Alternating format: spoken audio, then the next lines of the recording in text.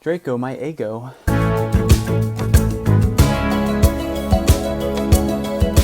Oh, hey, what's up, you guys? How's it going? It's Papa, and today we got a deck profile to show you. But not just any deck profile, we got True Draco Numeron to show you today. Now, this is something that I got from Spanko Yugioh on YouTube, so if you haven't checked out his channel, go ahead and take a look. I mean, I like the idea of it. I love True Draco, if you didn't know, because I talked about it a lot in my ban list prediction. So I tested out his build a little bit, and I really did enjoy it, so I just took some cards out and then did my own build. So you'll see some similarities, some differences, but nevertheless, still a cool player, great guy. Go ahead and give him a check out on his channel at Spanko Yugioh.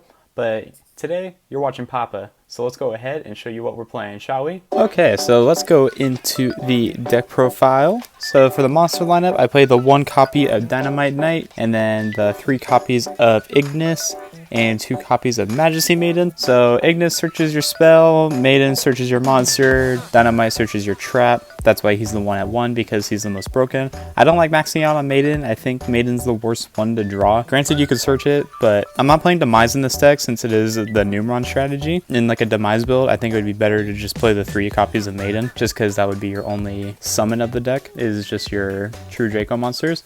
But I like Maiden. It's just not good enough to play at 3, and especially since I'm not playing Desires, I don't think you need to play 3 of it either. I think the 2 is good because you can just search it off a diagram. And then the last 2 monsters that we play the 2 copies of Numeron Wall. Not 3, just because I have bricked with multiple copies of Network, and Numeron Wall does act as a Battle Fader too, technically.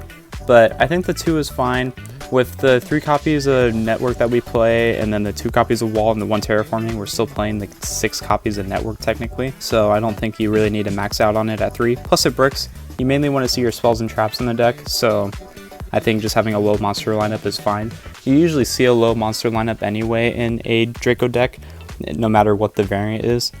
But yeah, that's it for the monster lineup, just the 8. For the spells, we play the 1 copy of Terraforming, the 1 copy of Diagram, and then triple copies of Numeron Network. This should be no surprise. We do have the max out on the networks.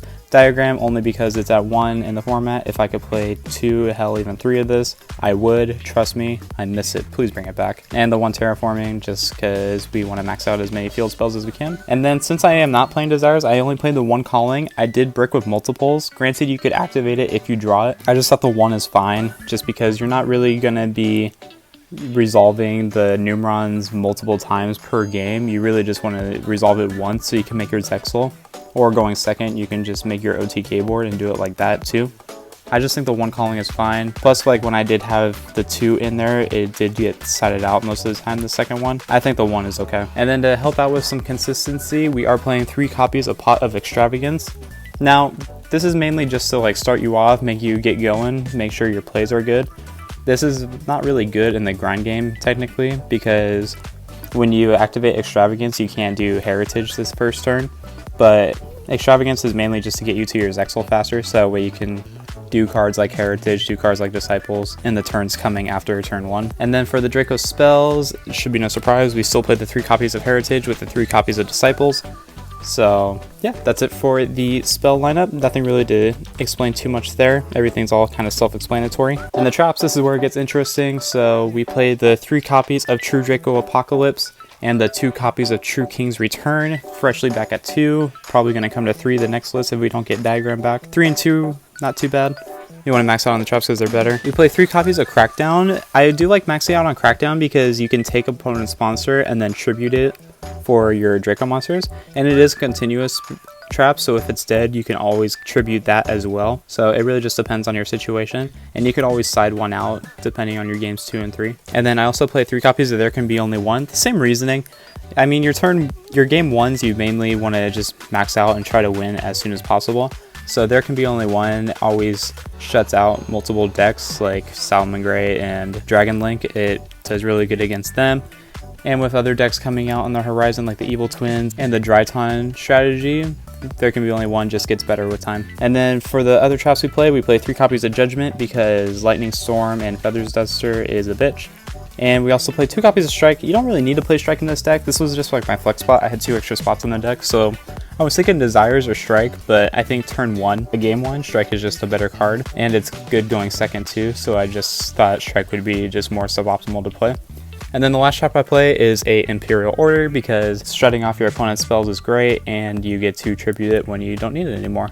So that's it for the main deck. It's a nice even 40 cards. For the extra deck, we play the 2 copies of 1, 2 copies of 2, 2 copies of 3, and 2 copies of 4 with the double Zexal. I was debating playing 3, 3, 3, 3, and 2. I didn't have all the cards per se, and when I do Extrav, it's really just to get that push to you can make your Zexal turn 1, so I didn't think having to max out on all the number cards and the Zexals was really needed, so I could fit some room for just like some extra cards just in case. I play the Dingirsu. You don't really need to play this. This is just in case you go against Orcus and you crack down their Galatea and then you just slap this on top and it's a free removal. The odds of it happening are very slim, I do get that, but it's just like a, you know what, it punishes bad players. And then I play a Divine Arsenal AA Zeus. This is just for the flex. I mean, I don't really need to play it in this deck. You're not really too focused on the extra deck.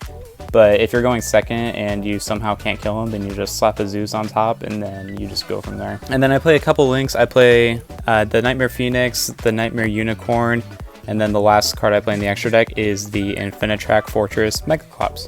But yeah guys, that's it for the deck. And yeah guys, that's it. So thank you again for watching this week's video. If you haven't already, go and check out Spanko Yugioh on YouTube. His channel is great. That's where I got the idea from. So big thanks to him. And yeah guys, thank you for tuning into this deck profile. I have Yosenju coming up for you in the next one, so be on the lookout for that. And until next time guys, this has been Papa, and I will see you in the next video. Take care everyone.